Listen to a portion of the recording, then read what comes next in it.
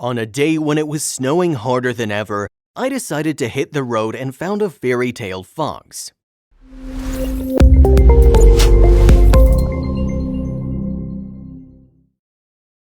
But before we start, please take a moment to give this video a like, subscribe to HappyWorld, and hit the bell so you'll never miss these great stories. You must live in a snow paradise. A comment I recently received on one of my fox snow photos. He couldn't have been further from the truth. In my country, snow is almost as rare as winning the lottery, and lately with all that's happening, paradise is not the first thing that comes to mind anyway. But the comment made my mind water to a beautiful day when maskless faces were just a common sight and hugging was still legal. Once upon a time in December, the news warned, "Whatever you do, stay home and do not hit the road." That was my go-ahead to plow my way through frozen snow on my bike and hop on a train. Admittedly, my heart rate must have been sky high as our trains are already disrupted at the slightest trace of weather, so I knew this would be a risky venture. I had no idea if I would ever arrive, and I'd rather not think about ever coming home. But it worked. After several hours of traveling, I was where I wanted to be. My initial euphoria soon gave way to doubt though. Geez, it was snowing hard. The paths had become invisible and I had no clue where exactly I was walking. There was no one outside as everyone was, as usual, wiser than me. And how cold it was! With our ailing climate, I was not prepared for that at all. It seemed like it was snowing harder every minute and the countless snowflakes blinded my sight, forcing me to walk backward. With each step, my doubt increased. When it became almost impossible to walk against the strong wind, I decided to take a rest. What was I thinking? As if any animal would show up in such a blizzard. They were smarter than me too, and what if it wouldn't even stop snowing? Could you actually get snowed in? Wouldn't it have been wiser to just stay home and watch Netflix?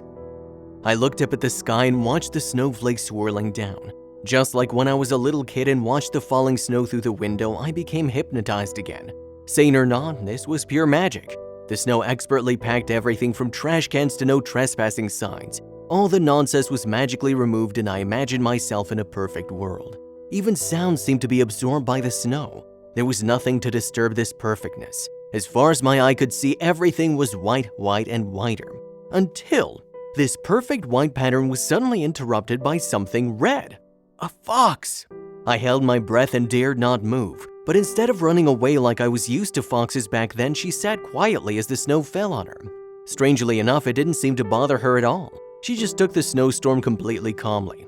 In fact, she even seemed to enjoy that new white world as I did, and it may be my imagination, but did I just see her smile?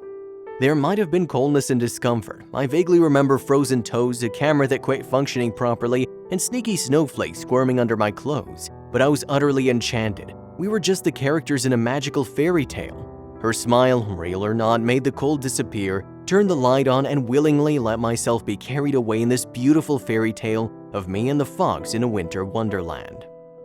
So no, I don't live in a paradise, not at all. But very, very occasionally, I find myself in the right place at the right time, and I end up in a beautiful winter fairy tale with one happy fox that, even today, is still able to make me and hopefully others smile.